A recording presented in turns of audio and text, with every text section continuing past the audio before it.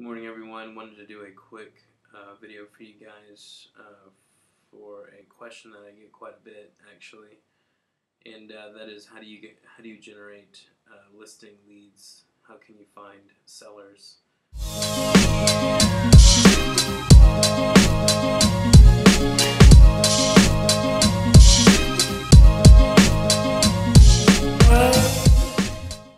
What I don't think a lot of people realize is the real value and the real opportunities when it comes to listings is with your existing database.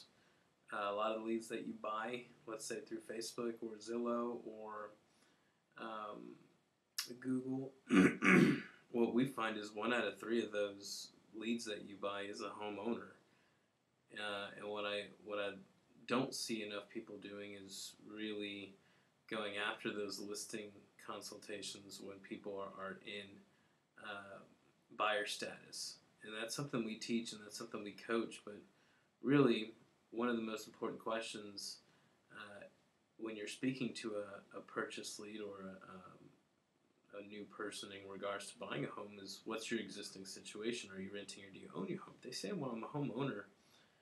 You have got to understand that your highest and best use as a real estate agent is at that homeowner's house, giving them a realistic idea of what their existing real estate would do for them.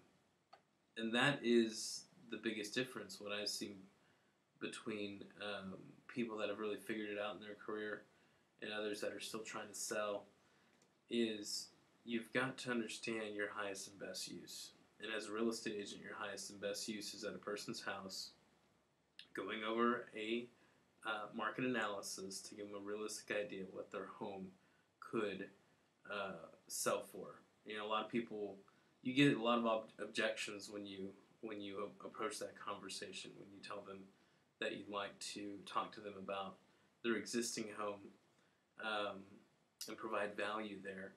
They can say things like, well, find me the house first and then we'll talk about selling this place. And for most people that have an existing mortgage on a home, it doesn't make sense to own 2 houses, one you're living in and one that's sitting empty. So what I would recommend is, when you do have an opportunity to speak to a seller about that, is offer them other options. Say, hey, well, what if I told you there was a way to sell your house, move you into the next home in the same transaction? So you're not having to stay in hotels, and you're not having to have one place sit empty and one place that you live in, pay 2 separate mortgages, etc. What if I told you there's an option where you could avoid all that? And usually that can get them at least thinking in that direction and out of that mode of, well, once I find the next house, then I'll think about selling this house. Because really, it's more important to understand where your existing equity position is. I mean, it can help with how much you wanted to put down on the next place. It could help with maybe paying off or fixing some credit issues or some financial issues or improving some financial issues. And so you always want to start there. Start at their home. 1 out of 3, 1 out of 4 of these opportunities that you find online is a homeowner. How hard are you pushing to get over to that person's house to provide the most value that you can in terms of getting their listing sold and helping them realistically take on this project of moving into a new house? Another thing is, people may say, well, I don't plan on moving for 3 or 4 or 5 years. And you say, well, great, well, I want to apply for the job today. I'd like to provide you with some value today.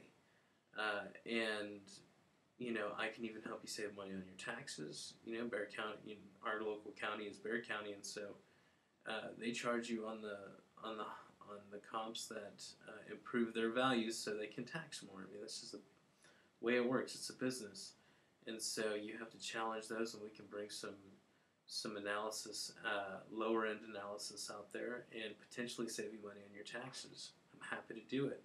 I want to add value to you, whether you're selling today or 10 years from now. I'm still going to be in this business. I'm still going to be doing this, and I want to earn your business today. And when you start getting good at inviting yourself over to someone's house and knowing that it's the best thing for that person, because that's where you can add the most value to that person. That's when you will start being more confrontational, and you'll really start to push to get out in front of these folks and into their houses to give them the most value that we can, which is helping them stay up to date on their existing property values, as well as understand what their options are with their existing real estate asset.